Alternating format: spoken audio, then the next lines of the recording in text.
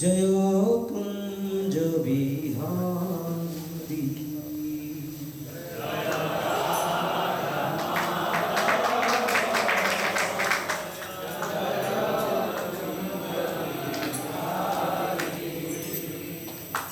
জয় রাধা মাধব জয় কুঞ্জ বিহারী।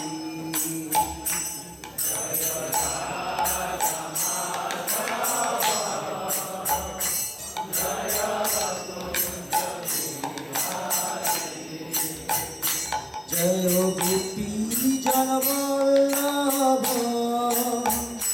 জয় গিরিধরধারী।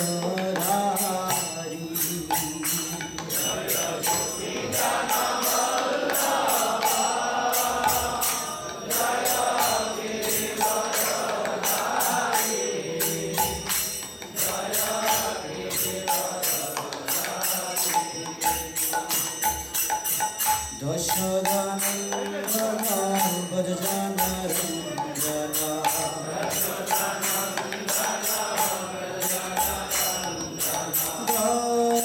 দশদানন্দন ব্রজজনরঞ্জন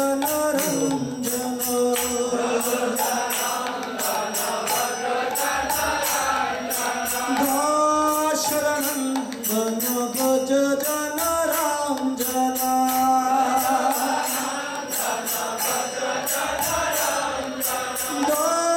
দশরনান্দন ব্রজজনরঞ্জন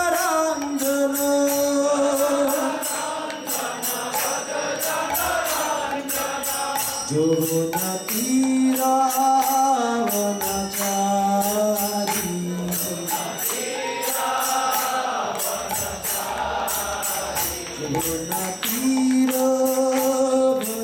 যৌবনতীরাবনচারী।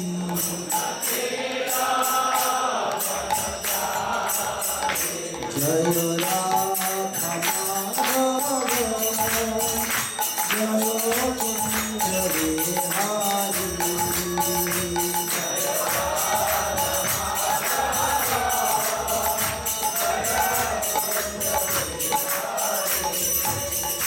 হরে কৃষ্ণ কৃষ্ণ কৃষ্ণ হরে হরে হরে রাম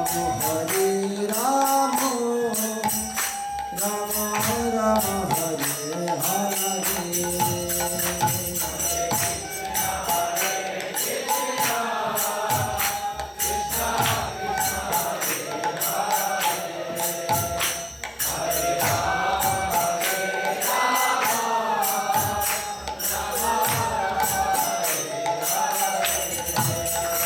হরে Krishna Krishna Krishna Hare Hare Hare Ram Ram Ram Hare Hare.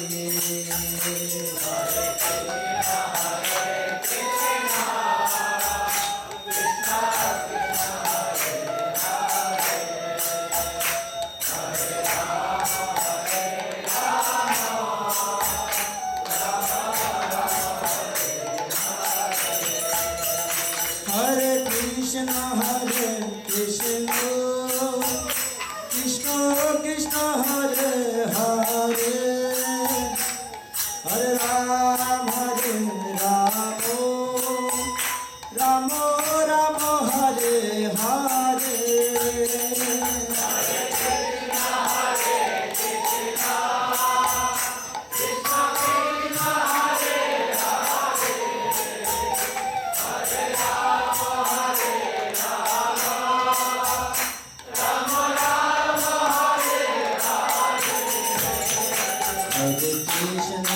Hare Krishna Krishna Krishna Hare Hare Hare Rama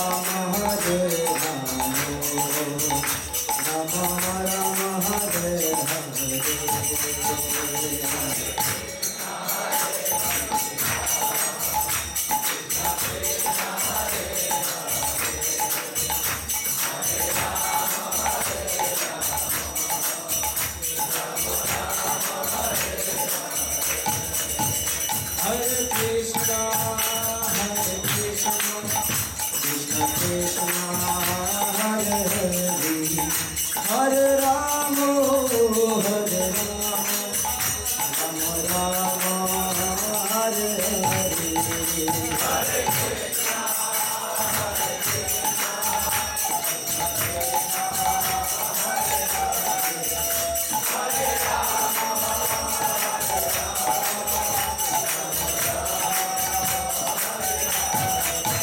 জয় রাধা মাধব জয় রাধা মাধব রাধা মাধব জয় রাধা মাধব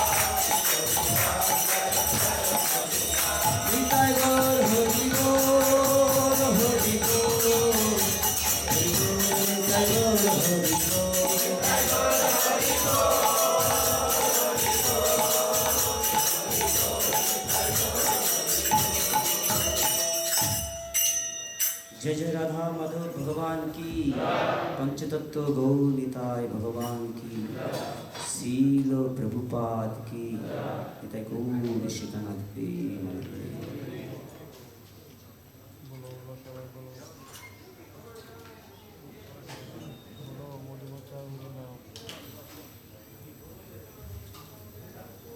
हरे कृष्णा साधु संघ सर्वशास्त्रे कय लवे मात्र साधु संघ सर्वसिद्धि হয় জীবনে সবথেকে পরম প্রাপ্তি কি জানেন? এই মনুষ্য জীবনে সবথেকে পরম প্রাপ্তি কি? কৃষ্ণ প্রেম, তাই না? আমরা কিসের মাধ্যমে এটা জানতে পারলাম? সাধু সঙ্গের মাধ্যমে। আজকে যদি ইসকন সংস্থা শিল প্রভুপাদ যদি তৈরি না করতাম তাহলে কি আমরা এখানে একতা হতে পারতাম সবাই? আর সাধু সঙ্গর মাহাত্ম্যকে বুঝতে পারতাম?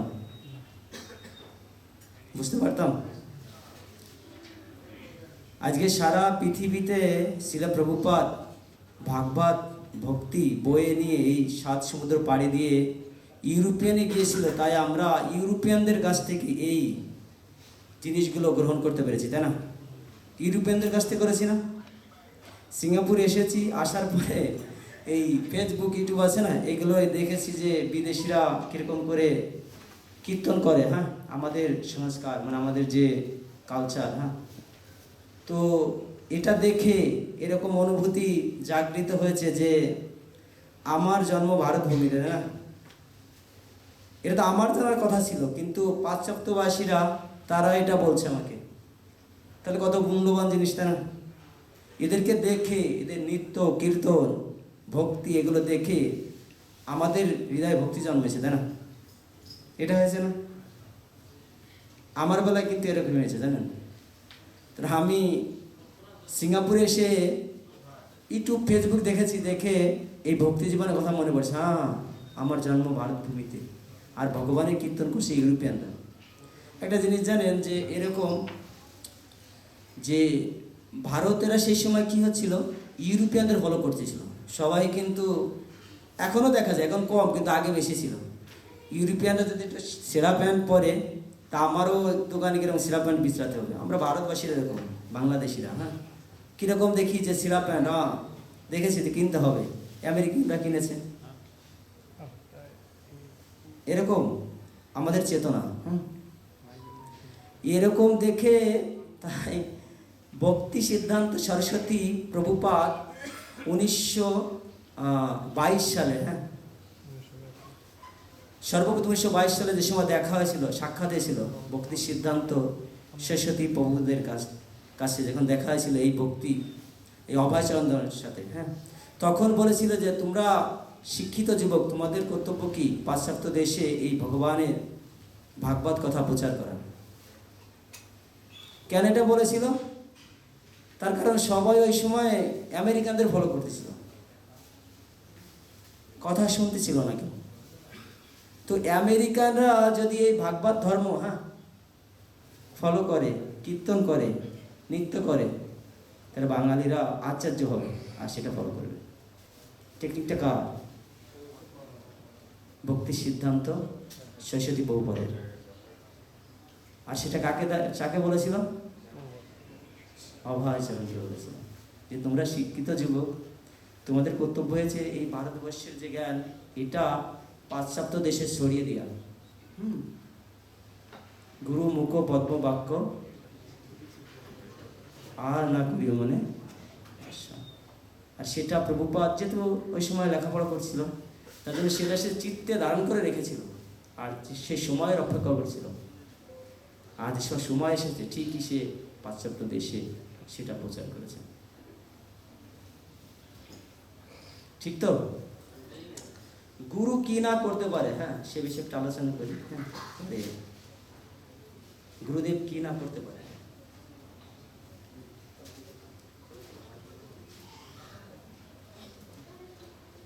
গুরুদেব কি না করতে পারে সেই বিষয়ে একটু আলোচনা করি, পরে মঙ্গল আচরণ করে পরে গীতার ক্লাস।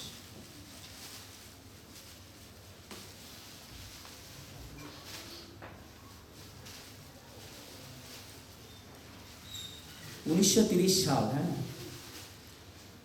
তৎসময় ভক্তি সিদ্ধান্ত সরস্বতী প্রভুপাদ এই বৈষ্ণব ধর্ম এমনভাবে প্রচার করছিল বাংলাদেশ তথাপি ভারতবর্ষ। সেই সময় কিন্তু ইস্কনের জন্ম হয়নি, হ্যাঁ, সেই সময় এরকমভাবে প্রচার করতেছিল এই ভক্তি সিদ্ধান্ত সরস্বতী প্রভুপাদ। খুব মানুষ ওনার এই প্রচার দেখে মানে সব হয়ে গেছে। আমরা যেরকম সব জয়ের ধ্বনি দিই যে নিত্য নীলা প্রবিষ্ট জয় ওম বিষ্ণুপদ বংশ সিংহ পুরুষ, সিংহ পুরুষের মধ্যে কিরকম পুরুষ। আপনারা অভয়চরণ যে সিরিয়াল আছে না, এই সিরিয়ালে দেখবেন যে ভক্তি সিদ্ধান্ত সরস্বতী প্রভুপাদের যে একটা তেজ, কথা বলার একটা স্টাইল, কথা বলা যেটা সিংহর মতো, তো এরকম প্রচার করতেছিল তৎসময়। আমরা কি নিয়ে আলোচনা করতেছি? গুরু মহারাজ কি না করতে পারে, গুরুদেব, হ্যাঁ সেই বিষয়টা না, যদি চায় কি না করতে পারে। শিষ্যর কর্তব্য হয়েছে গুরু মহারাজকে অনুসরণ করা, গুরু মুখ পদ্মবাক্য চিত্তদেশ, তিনি যেভাবে বলেছেন তার জীবনকে সেভাবে শুধু পরিচালনা করতে হবে। হ্যাঁ, তো তৎসময় এই পশ্চিমবাংলার একজন ভক্ত, হ্যাঁ, এই ভক্তি সিদ্ধান্ত সরস্বতী প্রভুপাদের কাছ থেকে দীক্ষা নেয়। দীক্ষা যে সময় নিয়েছে, ওই সময় আমরা যেরকম নতুন দীক্ষা নিই, নিয়মগুলো খুব সুন্দরভাবে মানি, হ্যাঁ, 16 মালা জপ, প্রসাদ, হ্যাঁ, প্রচার। কিন্তু ওদের তো 16 মালা ছিল না, 64 মালা, 64 মালা জপ প্রসাদ খুব সুন্দরভাবে প্রচার করছে। হ্যাঁ, তো আমরা সবাই জানি যে 1947 সালে ভক্তি সিদ্ধান্ত সরস্বতী প্রভুপাদ তিনি দেহ রাখেন।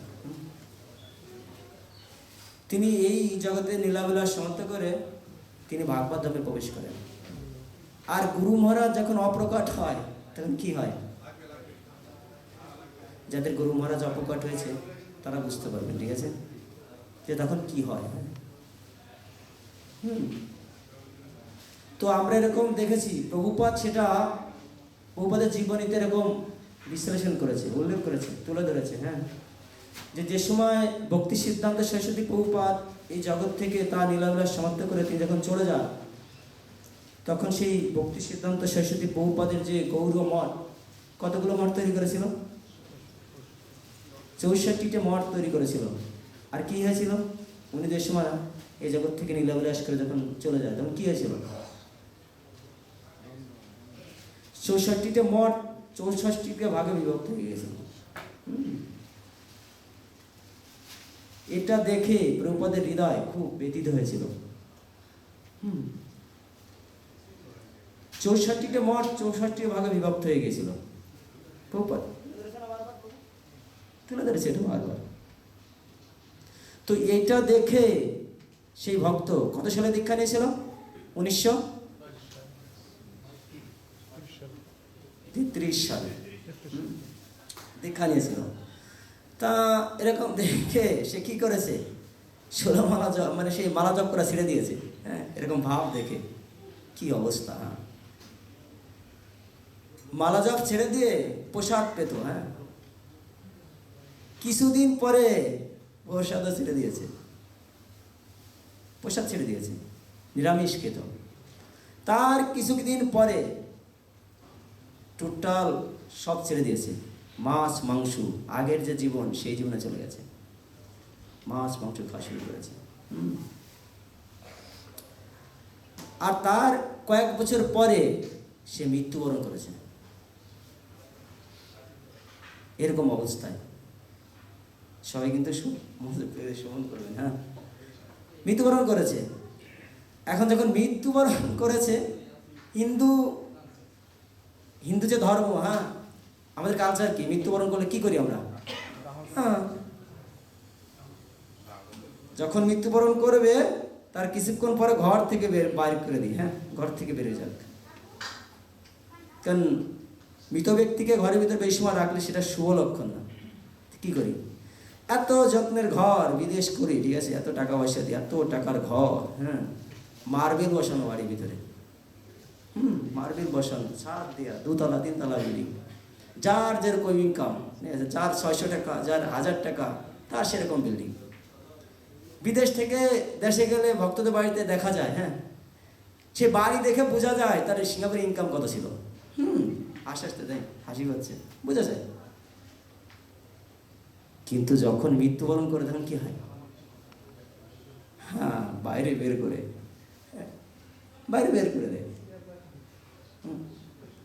তো বাইরে বের করে দিয়েছে, পরে কি হয়? অপেক্ষা কার জন্য? বাইরে বের করে দিয়ে দাঁড়িয়ে আছে কেন? দুটো জিনিস। একটা যে আত্মীয় স্বজন দূরে, তারা দেখবে, কান্নাকাটি করবে, হ্যাঁ। আর একটা জিনিস, তার সৎকারের আয়োজন, তার দেহ, হ্যাঁ, জ্বালিয়ে দেবে সেই আয়োজন। গাছপাট, আমি যে বাংলাদেশে যেটা দিয়েছি, আর ইন্ডিয়ার তো আধুনিক যুগ, তাই না? ঢুকে দিয়েছে, কারেন্টের সুইচে চাপ দিয়েছে, শেষ, শেষ। তো এরকম তাকে বাইরে বের করা হয়েছে, সেই প্রভুকে বের করেছে, সবাই এসেছে, তার আত্মীয় স্বজন এসে কান্নাকাটি করছে, খুব ধুমধাম করে শ্মশানে নিয়ে যাচ্ছে, হ্যাঁ। নিয়ে যাওয়ার পরে চিতার উপরে সাজিয়েছে, চিতার উপরে সাজিয়ে দিয়েছে, কেবল ধরিয়ে দেবে, ঠিক আছে, মানে ধরাবে। সন্ধ্যা লেগেছে, দেখবেন বাংলাদেশে যে মারা গেলে, ঠিক আছে, এই দাহ করতে করতে সন্ধ্যায় লেগে যায়, ঠিক আছে, সন্ধ্যার সময় এরকম হয়। তো এরকম করে জ্বালিয়ে দেবে, ওই সময় প্রভুপদ করে না, শিক্ষার্থী চিতার প্রতি উঠে গেছে, আর যে কটা সাইডই ছিল দিয়ে দৌড়, ঠিক আছে, কাঁসা দিয়ে দৌড় দিয়েছি কেন? ভূত। যারা তার জীবন সম্বন্ধে জানে, তারা কি বলেছে জানেন? গুরু মহারাজের কাছ থেকে দীক্ষা নিয়েছিল আর নিয়মগুলো সম্পূর্ণভাবে পালন করেনি, তার জন্য আজকে ভূত হয়েছে, হ্যাঁ। সবাই যার মতো দৌড়িয়ে পালিয়েছে। এখন সে একটা আধ্যাত্মিক শক্তি নিয়ে সে চিতার উপরে দাঁড়িয়ে গেছে, ঠিক আছে, হ্যাঁ। সন্ধ্যা লেগে গেছে, হ্যাঁ, বাড়ি ফিরে চলে এসেছে। এখন এইরকম ঘটনা যদি বাংলাদেশে গ্রাম অঞ্চলে যদি হয়ে যায়, এলাকার মানুষ চলে আসবে না যে কি চিতার থেকে উঠে চলে এসেছে, তার মানে কি ঘটেছিল? বাড়ি যখন এসেছে, আসার পরে, হ্যাঁ, তো গ্রামের যে লোকজন পুরো এক জায়গা হয়ে গেছে, তার বাড়ি ঘিরো করে ধরেছে। হয়েছিল ওটা কি? সবাই কানে, মানে নাকে তুলো দিয়া, হ্যাঁ, সেই ব্যক্তি উঠে দাঁড়িয়ে পড়েছে, কান্না কাটিয়ে তো কিছু। তখন সে বলছে, হ্যাঁ, যে আমি যখন মৃত্যুবরণ করি, 2 ব্যক্তি আমার কাছে আসে, তাদের এত ভয়ানক রূপ দেখে, ঠিক আছে, আমি পুরো হয়ে গেছি। কি রূপ, কে ছিল তারা? শাস্ত্রে এরকম উদাহরণ আছে যে যমরাজের চোখ আছে না, সূর্যের সময় অস্ত যায় না, দেখেছেন? চৈত্র মাসে দেখা যায় খুব সুন্দর করে, এরকম করে দাও করে জ্বলছে, জানেন কিরকম? তার পুরো মনিটা এরকম চোখ, হ্যাঁ। তো আমরা তো এরকম, তখন এরকম ভয়ানক 2 পুরুষ এসে তার সামনে উপস্থিত হয়েছে, হ্যাঁ। তাকে কি করে সে বর্ণনা করছে যে আমার পায়ে রশি বেঁধে টানতে নিয়ে যাচ্ছে। আর শাস্ত্রে এরকম বর্ণনা করা হয়েছে যে সময় পাপীরা দেহ রাখে, হ্যাঁ, তাকে পায়ে রশি বেঁধে যমলায় টানতে টানতে নিয়ে যায়, অসি বনতে নিয়ে যায়। আর সেই অসি বনটা এরকম, যেরকম গাছ আছে না, ঘাসের যে পাতা আছে না, ওরকম সেই বনের গাছের পাতা আছে, ঘাস, সেই পাতাগুলো ধারালো, ঠিক আছে, ছুরির মতো এরকম খাড়া খাড়া থাকে। আর তার উপর যখন টেনে নিয়ে যায়, অর্ধেক শরীর থেকেই যায়, ঠিক আছে। আপনারা বুঝতে পারছেন? অর্ধেক শরীর ওই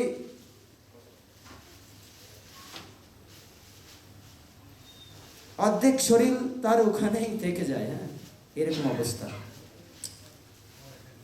তো ও বর্ণনা করছে এরকম করে, যখন যমলায় নিয়ে গিয়েছে তাকে, তো এরকম করে যাচ্ছে। দেখেন, যে সময় মৃত্যুবরণ হয় মানুষের খুব জল পিপাসা লাগে, জল মানে খুব করে জল খেতে চায়। আর এটা সবাই জানে, ঠিক আছে, জড়জাগতিক মানুষও জানে। আর যখন তাকে সেই জল দেওয়া হয় তখন সে দেহটা ছেড়ে দেয়। তো ও জল পিপাসা লেগেছিল, এরকম জল মানে জল জল করে চিৎকার করছে, ঠিক আছে। আর যমরাজ যে দুধ এরকম ঘেঁটির ভিতরে ধরে উঁচু করে ধাক্কাতে ফেলে দিয়েছে, ঠিক আছে, জল খা। একটা পুষ্করণীর কাছে গিয়ে পড়েছে। সেই পুষ্করণীর ভিতরে দেখে যে রক্ত, মাংস, পুষ, এগুলোর একটা, ওখানে জল খেতে দিয়েছে। সে জল খাবে কি, ঠিক আছে, দেখে চলে এসছে, ঠিক আছে। ওর ঘেঁটিটা ধরে বলছে যে এটা যমলয়, জীবকে এখানে শাস্তি দেওয়ার জন্য আনা হয়, ভোগ করার জন্য না। তাই এরকম সে দেখছে যে সবার যে খাতা, সে খাতা খুলছে। হ্যাঁ, সবাই সিরিয়ালে দাঁড়িয়ে আছে এক করে, ঠিক আছে, ডাকছে আর তার খাতা দেখছে আর তাকে ধরে নিয়ে পানিশমেন্ট দেওয়ার, যে মানে একটা তো পালিশ হবে না, সে যেরকম কর্ম করেছে সেই রাস্তাতে তাকে নিয়ে যাচ্ছে শাস্তি দেওয়া হবে। তো ওর সময়, যে সময় এসেছে, যমরাজ বলছে চিত্রগুপ্তকে যে তুমি ওর খাতাটা খোলো। যে সময় খাতাটা খুলেছে, খুলে দেখে যে ভক্তি সিদ্ধান্ত সরস্বতী প্রভুপাদের শিষ্য। দেখে না মানে উনি অবাক হয়ে গেছে যে এইরকম বাবা। তখন এটা দেখেই উনি মনে মনে বাঞ্ছাকল্প প্রণাম করেছে। তাহলে আমরা সবাই জানি যে বৈষ্ণব যমরাজ কি বৈষ্ণব না যমরাজ, আপনারা সবাই জানেন তো যে যমরাজ পরম বৈষ্ণব। দ্বাদশ মহাজনের ভিতরে, আপনারা জানেন, আমি জানি ম্যাক্সিমাম বক্তব্য, ঠিক আছে, যে দ্বাদশ মহাজনের ভিতরে যমরাজ একজন, ধর্ম সে জানে, ঠিক আছে। আর যে ভক্তি সিদ্ধান্ত সরস্বতী প্রভুপাদ এরকম বর্ণনা করেছেন, সাধারণ কেউ না, সাধারণ কেউ না। আসলে যারা গুরু মহারাজ এখানে কেউ সাধারণ না, আর উনি টেস্ট বিশাল, সাধারণ কেউ না। উনি বৃন্দাবনে একজন মঞ্জুরি। হ্যাঁ, এরকম দেখা যায় যে শাস্ত্রে পাওয়া যায় যে কৃষ্ণ লীলার সময় উনি বৃন্দাবনে সে সময় গোপিকা বেশ ছিল। তো এরকম দেখে, হ্যাঁ, যখন বাঞ্ছাকল্প দিয়েছে তৎসময় এই ভক্তি সিদ্ধান্ত সরস্বতী প্রভুপাদ ওখানে উপস্থিত হয়েছে। হ্যাঁ, উপস্থিত হয়ে শিষ্যকে বকছে যে তুমি কেন এই নিয়মগুলো পালন করনি, কেন করনি তুমি। আর ও এইরকম চারিদিকের অবস্থা দেখে গুরুদেবকে পেয়েছে, যা বড় হয়েছে, তাই না, চরণ ধরে কান্নাকারি করছে যে আমার আর একটা বার সুযোগ দিন, একটা বার সুযোগ দিন আপনি। এরকম করে বকছে, বকার পরে লাস্টে সে পা মানে ছাড়ছে না। হ্যাঁ, তখন বলছে ঠিক আছে, আমি তোরে আর একটা বার চান্স দিলাম। আর যমরাজ বলছে আপনার শিষ্য, আপনি যেটা বলবেন তাই। হ্যাঁ, তো বলছে ঠিক আছে, তোকে আর একটা বার আমি চান্স দিলাম, তুই ইমিডিয়েটলি মানে তাড়াতাড়ি এখান থেকে যা, গিয়ে, ঠিক আছে, কলকাতায় সেই মহারাজ, আমি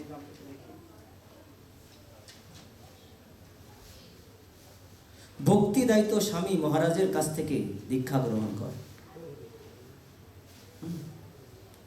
এটা যখন সে এটা বলেছে, আর সে ওখানে এটা এত সুন্দর একটা সুযোগ পেয়েছে, তাহলে সে জয়ধ্বনি দেবে না, জয় প্রভুপাদ, জয় প্রভুপাদ, এরকম করে যখনই বলছে তখন ওর মানে চিতার উপর থেকে সে জীবিত হয়ে গেছে।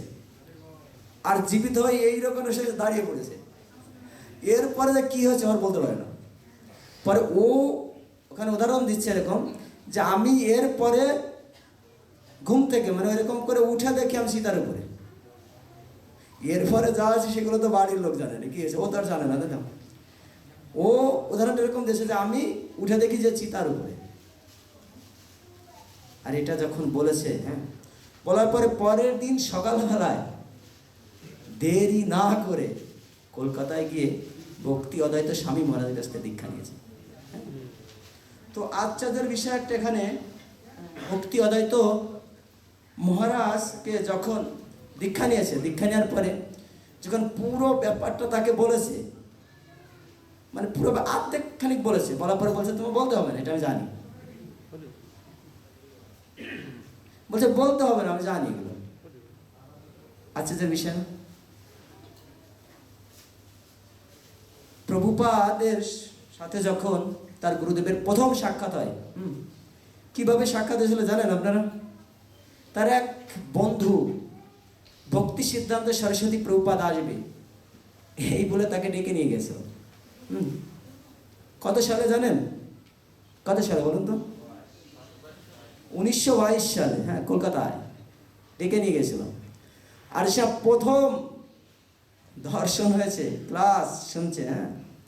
শোনার পরে তো এই শান্তিপূর্ণনাথ যদি আমাকে ডেকে নিয়ে যায়, হ্যাঁ, শান্তিপূর্ণনাথের সাথে গুরু মহারাজের সম্পর্ক ডেকে নিয়ে যায়, তাহলে শান্তিপূর্ণ এই প্রভুর কর্তব্য কী থাকবে?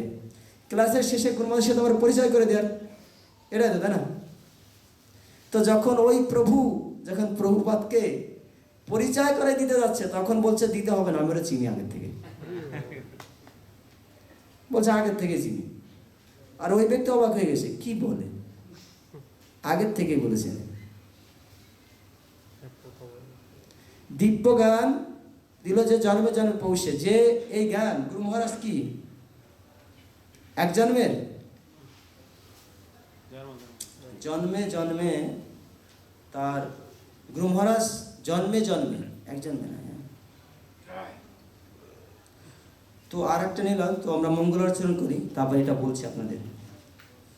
ওম অজ্ঞানতিরিরঞ্জস্য জ্ঞানাঞ্জন শলাকাচক্ষুর্মিলিতং যেন তস্मै শ্রী গুরুবে নমঃ। শ্রী চৈতন্য মনঃ বিস্তামি স্থাপিতং যেন ভূতলে স্বয়ং কদা মह्यं দদতি সর্বদা। वन्देऽहं श्रीगुरु श्रीयुतपदकमलं श्रीगुरु वैष्णवं सचरं श्रीरूपं शग्रजतं सगणा रघुनाथामृतं तं सजीवं साद्वैतं सब्रजन परिजन सहितं कृष्णचैतन्यदेवं श्रीराधा कृष्णपादं सगणा ललिता श्रीविशाखा निर्विधं सचरं। हे कृष्णा करुणा सिन्धु दीनबन्धु जगत्पति गोपेशारो गोपिका कांत राधा कांत नमोस्तुते। तप्त कंचन गौरांगी राधे वृंदावनेश्वरी विश्वभानुसुते देवी प्रणमामि। वाञ्छा कल्पतरुभ्यश्च कृपा सिन्धुभ्यो च पतितानां पावनेभ्यो वैष्णवेभ्यो नमः। विष्णुपादाय कृष्णप्रेष्ठाय भूतले श्रीमती भक्तिवेदांत स्वामिनी नमस्ते सरस्वती देवी गौरवाणी प्रचारिणी निर्विशेष शून्यवादी पाश्चात्यदेशधारिणी। जय श्री कृष्ण चैतन्य प्रभु नित्यानंद श्री अद्वैत गदाधर शिवासादि गौरभक्तवृंद। हरे कृष्णा कृष्ण कृष्ण हरे हरे, हरे राम राम राम हरे हरे। ओम नमो भगवते वासुदेवाय।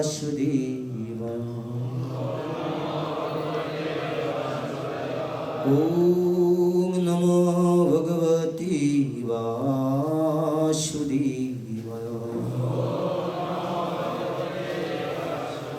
ओम नमो भगवते वासुदेवाय।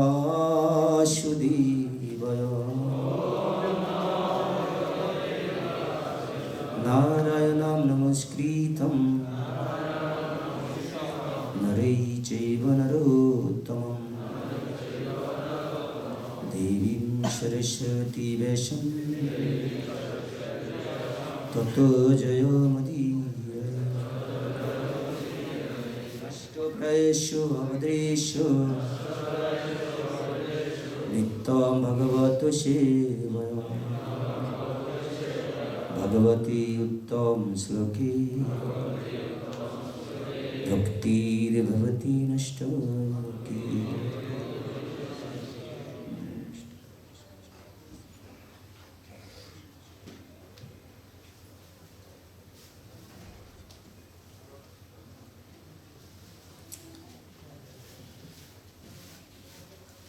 तो जय जय ही सलिनेश भक्ति सागर स्वामी गुरु महाराज की, श्रील प्रभुपाद की। তো আমরা ওই সময় কিসে নিলাম বলছিলাম, গুরুদেব কোনো সাধারণ ব্যক্তি নয়, তাই না? আজকে সকালবেলা দীক্ষা আছে, তো দীক্ষা সংক্ষেপ না, দীক্ষা, দিক মানে কি? দীক্ষা, দিক মানে দিব্য জ্ঞান, আর খার শব্দের অর্থ কি জানেন? ক্ষয়। পূর্বের যে পাপ সেগুলো ক্ষয় হয়, হ্যাঁ, দীক্ষার মিনিং সেটা। তো গুরুদেব সাধারণ কেউ নয়, হ্যাঁ। জীবনের উদ্দেশ্য কি? ভক্ত হওয়া আর এরকম শুদ্ধ বৈষ্ণবের শ্রীচরণে আত্মসমর্পণ করা, হ্যাঁ। গুরুদেবের গুরুমুখ পদ্মবাক্য, আর যখন সেরকম স্বর্ণপূর্ণ হবে, হ্যাঁ, তখন গুরুদেব তাকে শিক্ষা দান করবে, হ্যাঁ। আমাদের বর্তমান যে সময় কলিযুগ, তাই না? এই যুগে ধ্যান নয়, হ্যাঁ, আর ধ্যান করে ভগবানকে লাভ করা যায় না। আমি সেই বিষয়ে একটু বলছি এখানে, হ্যাঁ। ধ্যান করে ভক্তকে ভগবানকে পাওয়া যায় না, হ্যাঁ। এখানে এরকম বর্ণনা হয়েছে যে এক সময়, হ্যাঁ, এটা গুরু মহারাজ, আজকে আমি দেখতেছিলাম তো গুরু মহারাজ ওখানে বলছে যে শ্যামানন্দ প্রভুর একজন শিষ্য ছিল, হ্যাঁ, হৃদয়ানন্দ প্রভু, হ্যাঁ। তো একদিন পুষ্করণীর পাড়ে দাঁড়িয়ে দাঁত ব্রাশ করছে সকালবেলা, হ্যাঁ। তা দাঁত ব্রাশ করলে তা হঠাৎ করে সে বলছে, গুরুদেব গুরুদেব কি বলছে যে একজন যোগী এসেছে, হ্যাঁ, সিংহর পিঠে চড়ে, সিংহর উপরে চড়ে একজন যোগী এসেছে। তা শিষ্য এরকম দেখে গুরুদেব মনে মনে ভাবছে যে, মনে ভাবছে যে শিষ্য হয়তো সিংহর পিঠে এক যোগী এসেছে, তার দিকে আশ্চর্য হয়ে গেছে যে বিশাল কিছু। তোর গুরুদেব কি করেছে? পাথরের উপরে দাঁড়িয়েছিলেন, বলছে তাই সিংহর পিঠে চড়ে এসেছে, বিশাল ব্যাপার তো। আর সে বলছে চলো তাহলে আমরা দেখতে যাই। কিভাবে দেখতে গিয়েছে? পাথরের উপরে বসে উড়ে দেখতে গিয়েছে। মানে এইটা দেখে শিষ্য অবাক হয়েছে, কি হলো? আমি বললাম গুরুবার পাথরের উপরে চড়ে দেখতে গেছে, সিংহর পিঠে চড়ে গেছে। এটার থেকে আশ্চর্য কোনটা? পাথরের উপরে বসে চড়ে উড়ে গেছে দেখতে। আর যখন গিয়েছে আর শিষ্য আরো দেখে আশ্চর্য গেছে। কিছু সময় কথা বলার পরে কি হয়েছে? সেই যোগী ভক্ততে পরিণত হয়ে গেছে। কিছুকাল পরে সেই যোগী সেই গুরুদেবের গুরুদেব সেই গুরুদেবের কাছে দীক্ষা নিয়েছে। এরকম আমরা লীলা দেখতে পাই, হ্যাঁ। একসময় নারদ মুনি পৃথিবীতে এসেছিল, হ্যাঁ। যখন এসেছে, আসার পরে দেখে একজন যোগী, হ্যাঁ, ধ্যান করছে।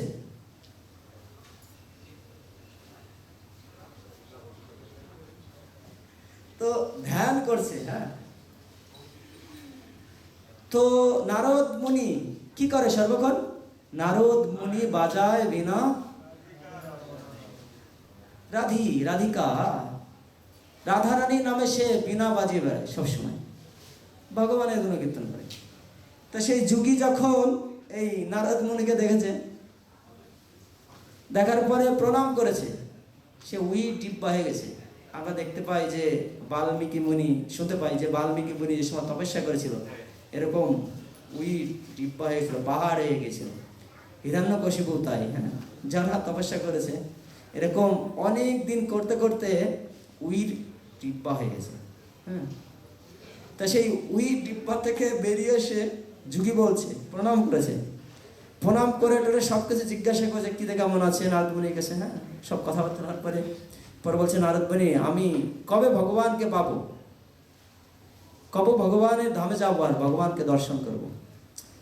নারদ মুনি বলছে, ঠিক আছে, আমি দেখি ভগবানের কাছে গিয়ে জিজ্ঞাসা করে দেখবো। বলছে, তুমি আসবে তো পরে? বলছে, হ্যাঁ, ডেট দিয়ে গেছে একেবারে পাক্কা। ঠিক আছে, আমি আসবো, এসে তোমাকে বলবো। তো একটু এগিয়ে দেখে একজন ভক্ত, হ্যাঁ, জুতো সেলাই করছে, জুতো, আর ভগবানের নাম গুণকীর্তন করছে। হ্যাঁ, তা নারদ মুনিকে দেখে সে তো পরম আনন্দ, প্রণাম টনাম করছে, করার পরে সব কিছু বার্তা নিয়েছে, সব কিছু শুনেছে। হ্যাঁ, হ্যাঁ, তাকে তার যে গলবিশন সেটা করেছে। হ্যাঁ, করার পরে সেই যে মুচি ভক্ত, হ্যাঁ, জিজ্ঞাসা করছে নারদ মুনিকে যে, নারদ মুনি, আমি কবে ভগবানের ধামে যাবো আর ভগবানকে দর্শন করব? বলছে, আমি ভগবানের কাছে জিজ্ঞাসা করবো কবে, আমি জানি না, ঠিক আছে, যে আপনি কবে আসবেন এরকম করে। তো আসবো, বলবো, ঠিক আছে। এবার নারদ মুনি কিছুদিন পরে আবার সেই যুগীর ওখানে গিয়ে সে যুগীর সাথে যখন সাক্ষাৎ হয়েছে, তখন বলছে, যুগী যখন জিজ্ঞাসা করে, কি দেখলেন, উত্তর কি? যুগীরে বলছে যে তোমার আর একটা জন্ম লাগবে ভগবানকে প্রাপ্ত হতে। হ্যাঁ, যুগী তো রেগে গিয়েছে। হ্যাঁ, এত বছর ধরে আমি তপস্যা করছি, এত কিছু করছি, আমার আর একটা জন্ম লাগবে। তো সে তো ক্রোধিত হয়ে গেছে। হ্যাঁ, যখন ক্রোধিত হয়ে গেছে, হওয়ার পরে বলছে, আপনি সত্যি গিয়েছিলেন? বলছে, হ্যাঁ। তাহলে ভগবান কি করছে সেখানে, ভগবান কি করছে, আপনি যে কি দেখলেন? বলছে, আমি যে দেখলাম এই ভগবান কি করছে, একটা সুই আছে না, সুই যে ছেদা মানে ছিদ্র, ছিদ্র দিয়ে হাতি ঢুকাচ্ছে, হাতি ঢুকাচ্ছে। এইটা দেখে যুগী কয়, হ্যাঁ, আপনি কি আমার সাথে ই করেন নাকি, এই কথা হয় নাকি? সুয়ের যে ছিদ্র, সেখান থেকে হাতি ঢুকবে? বিশ্বাসই হয়নি, ঠিক আছে। যুগী যে এই যুগীর বিশ্বাসই হয়নি যে নারদ মুনি যে ভগবানের ধামে গিয়েছিল আর ভগবানের সাথে কথা বলেছে, বিশ্বাস হয়নি। তো ওখান থেকে যখন এসেছে, আসার পরে দেখা যে মুচির সাথে, হ্যাঁ, মুচির সাথে যখন দেখা আছে, মুচি জিজ্ঞাসা আবার সেরকম প্রণাম করেছে। হ্যাঁ, নারদ মুনিকে দেখে খুব আনন্দিত হয়েছে। হওয়ার পরে এই মুচি জিজ্ঞাসা করে লাস্টে, একেবারে সবাই লাস্টে, কেন জানেন? তখন ওরা তো না তাড়াহুড়া না যে আমার জানতে হবে, তখন ভক্তরা কি ভক্তি মুক্তি সিহা বিহীনি যে ভক্ত। হ্যাঁ, ভক্তি মানে ভক্তি না, এই ভক্তি না, ভক্তি মানে কি জানেন, ভোগ করা। ভক্তি মুক্তি এই দুটো চায় না ভক্ত, ভক্তের এর কোনো নেই, ঠিক আছে। তো লাস্টে যখন যাচ্ছে, তখন মনে মনে ভক্ত ভাবলো যে তাহলে একটু জিজ্ঞাসা করে দেখি, ঠিক আছে। বলছে যে, নারদ মুনি, আমাকে বলুন যে আমি কবে ভগবানের ধামে যাব আর ভগবানকে দর্শন করবো, ভগবান মুক্তি হবে, ভগবানকে কবে লাভ করতে পারবো, প্রাপ্ত হতে পারবো। তা নারদ মুনি বলছে যে, তুমি যে জায়গাটা বসে আছো, দেখো তোমার পিছনে একটা তেঁতুল গাছ আছে। হ্যাঁ, আর এই তেঁতুল গাছে যত পাতা আছে, এত জন্ম লাগবে, এত জন্ম পরে তুমি ভগবান প্রাপ্ত হতে পারবে, বৈকুণ্ঠ ধামে যেতে পারবে, গোলক বৃন্দাবনে। হ্যাঁ, এটা শুনে যুগীর তো এক জন্ম ছিল, তাই না? আর এটা শুনে এই মুচি যে ভক্ত আনন্দে নৃত্য করা শুরু করেছে। আমি একদিন ভাগবত ধামে যাবো, চান্স আছে, ভগবান আমার কথা মনে আছে, এত জন্ম পরে ভগবান তো জানে, মনে গুনে রেখেছে, তাই না? এই কাজ জন্ম পরেও আসবে।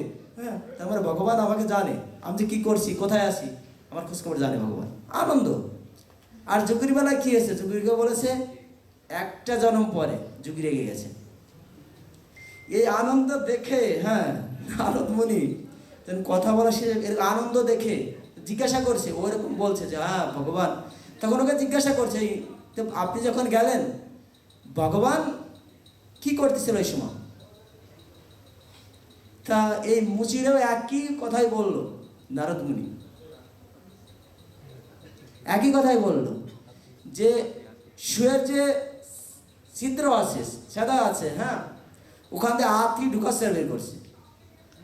এটা শুনে তো আনন্দিত এই মুচি, যে ভগবান কি না করতে পারে, কি না করতে পারে ভগবান। হাতি কেন, পুরো পৃথিবীর মধ্যে ঢুকতে পারে।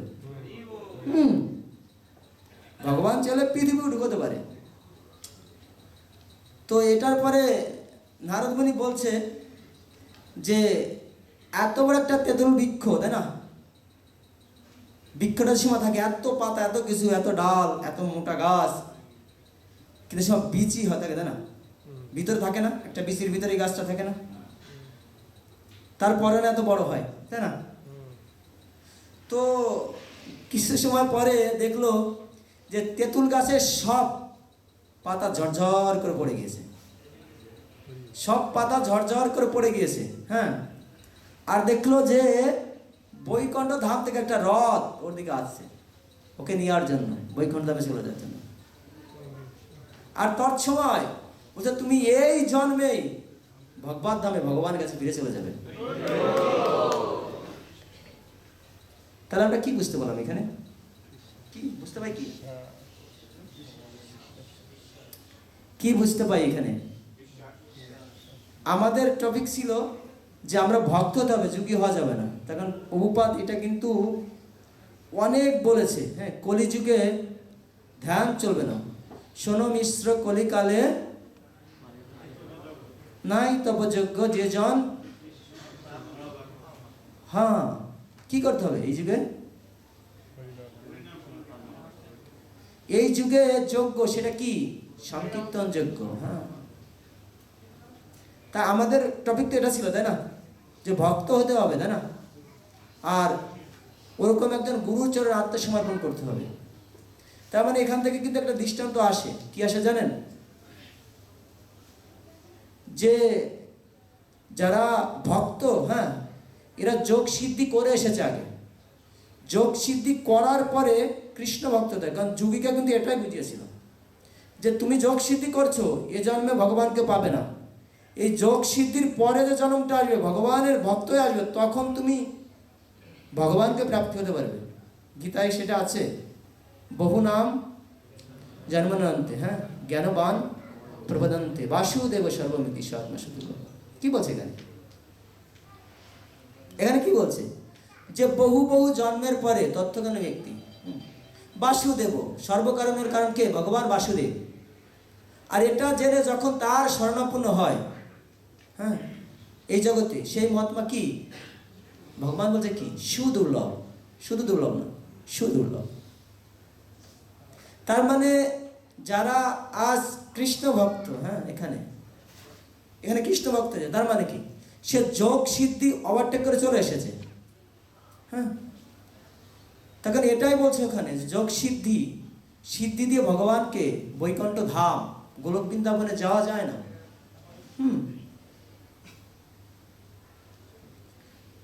সিদ্ধি দ্বারা গোলক বৃন্দাবন যাওয়া যায় না। ভক্ত, ভক্তি। আর সেই ভক্তি কোথা থেকে আসে? প্রথম কিন্তু এটা ছিল, আর শুরুতেই প্রথম বলেছিলাম, ইয়েস, সাধু সঙ্গ। তাহলে কি করতে হবে? সাধু সঙ্গ করতে হবে, তাই না? সাধু সঙ্গ, সাধু সঙ্গ দ্বারায়, হরি কথা দ্বারায় ভক্তি আসবে, আর ভক্তির দ্বারাই কি হবে? ভগবানকে পাওয়া যাবে, তাই না? তাহলে আমাদের সাধু সঙ্গ দরকার আছে। সাধু সঙ্গ করতে হবে, যাতে আমাদের অন্তিমে ভগবানের কথা স্মরণ করতে পারি। আর দীক্ষা, প্রথম যে নীলাটা ছিল দীক্ষা, দীক্ষা যারা নেবে, হ্যাঁ, নেওয়ার সময় খুব, কিন্তু সেটা যথাযথভাবে মানতে হবে, হ্যাঁ। আপনারা এখানে যারা আছেন, আপনারা একসময় দীক্ষা নেবেন। দীক্ষা নেওয়ার পরে আমি মানলাম, দীক্ষা মানে কি জানেন? ওই সময় থেকে তার শুরু হলো প্রকৃত, হ্যাঁ, ভালোবাসার চর্চা করা। আর কিছু লোক এটা বুঝে না যে দীক্ষা আছে মানে আমার শেষ, আমি পুরো লেখাপড়া কমপ্লিট করেছি, সেরকম দীক্ষা নিয়েছে স্টপ, এরকম নয়। হরে কৃষ্ণ, আপনারা বুঝতে পারছেন? গৌর প্রেমানন্দে। তো একটা শ্লোক জাস্ট পাঠ করি আমরা সবাই, পরে রামচন্দ্র ভগবান, হ্যাঁ, রামচন্দ্র ভগবানের লীলা থেকে আমরা কি শিক্ষা জীবনে লাভ করতে পারি, হ্যাঁ, সেই বিষয়ে আলোচনা করব।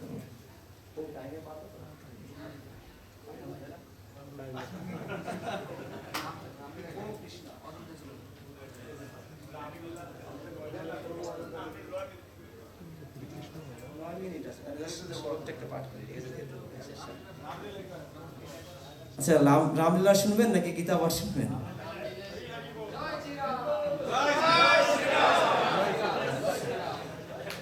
জয় জয় সীতা রামচন্দ্র ভগবান কি। তো রামচন্দ্র সম্বন্ধে আগে যদি আমাদের জানতে হয় রামলীলার কথা, তাহলে রাম কে, তাই না, এটা তো আগে জানতে হবে, তাই না? আমরা সবাই জানি যে রাম ভগবান। কিরকম ভগবান? পুরুষোত্তম ভগবান। সে কিরকম ভগবান সেই সম্বন্ধে তাকে জানতে হবে যে কিরকম ভগবান রাম। নারায়ণ কিরকম ভগবান, সৃষ্টি তত্ত্ব তো জানতে হবে, তাই না? জানার পরে না জানতে পারবো যে রাম কে। একজনকে ভালোবাসতে হলে, তাই না, আমাকে যদি বলে একটা যে অমুককে ভালোবাসতে, নাম বলে দিল অমরেন্দ্র প্রভুকে ভালোবাসবে, ঠিক আছে? তো আমি অমরেন্দ্র প্রভুর সম্বন্ধে যত জানবো, যত কোনো, তখন আমার ভালোবাসা আরো বাড়তে থাকবে। আর আমি অমরেন্দ্র প্রভু ভালোবাসতে পারছি, তার সম্বন্ধে না জানি, ভালোবাসা কিভাবে বাড়তে হবে, কিভাবে করবো তার সাথে প্রেম করা যাবে? জানতে হবে তো রামচন্দ্রের কি ভগবান। আমরা সবাই জানি, মুসলমানরাও জানে যে রামচন্দ্র ভগবান। কোথা থেকে জানি? হিন্দুদের কাছ থেকে জানি। হ্যাঁ, তো পরম ঈশ্বর ভগবান কে? কে বলতে কি দ্বিধাদ্বন্দ্ব মনে হচ্ছে যে সত্য হয় কি না? কৃষ্ণ।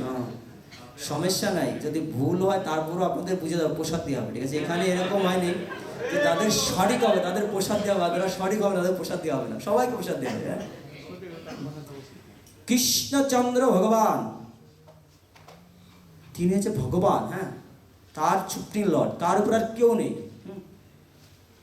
এটা বিশ্বাসের সাথে বলতে হবে, বিশ্বাস। হ্যাঁ, আর যখন বিশ্বাসের কম হবে, কি হবে না, ভগবান মানে কি জানেন, মানে নিজের উপরে বিশ্বাস নেই, ঠিক আছে? এই জন্য সে বলতে পারছে না, জোর করে বলছে না, যদি ভুল হয় এ জোর করে বলছে না।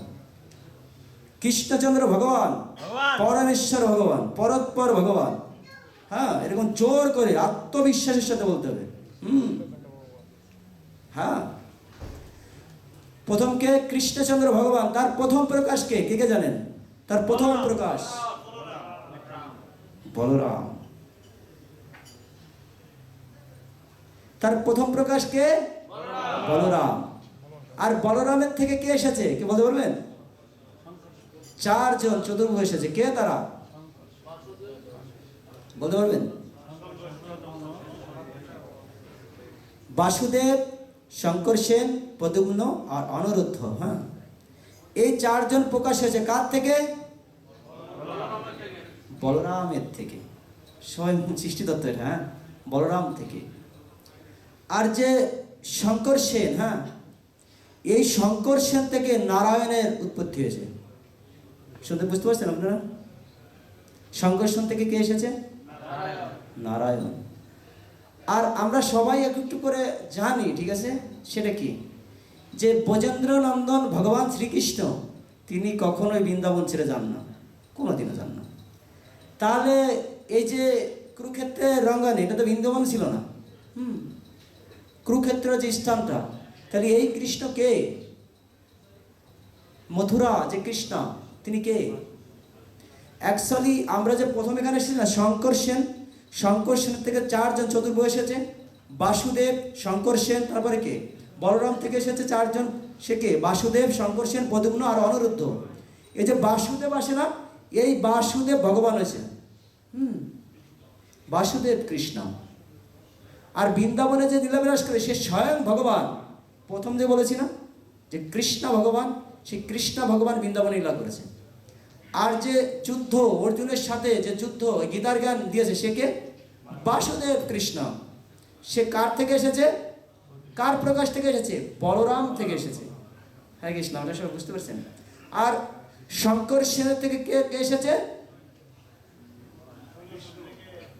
নারায়ণ এসেছে। হ্যাঁ, নারায়ণের উৎপত্তি হয়। আর এই নারায়ণ থেকে মহাবিষ্ণু, কে এসেছে নারায়ণ থেকে? মহাবিষ্ণু। আপনারা এটা যখন জানবেন, জানার পরে বুঝতে পারবেন যে কৃষ্ণ কৃষ্ণ করেন না, এই কৃষ্ণ কে, ঠিক আছে, সম্পূর্ণভাবে উপলব্ধি হবে। হ্যাঁ, তো নারায়ণ থেকে মহাবিষ্ণু হয়। আর মহাবিষ্ণুর থেকে কে উৎপত্তি হয়েছে, কে এসেছে? ইয়েস, গর্ভোদয় সেই বিষ্ণু। আর গর্ভোদয় সেই বিষ্ণু পরে কে এসেছে? তার উৎপত্তি থেকে কে এসেছে? তার থেকে সৃষ্টি হয়েছে কে? ক্ষীরোদয় সেই বিষ্ণু।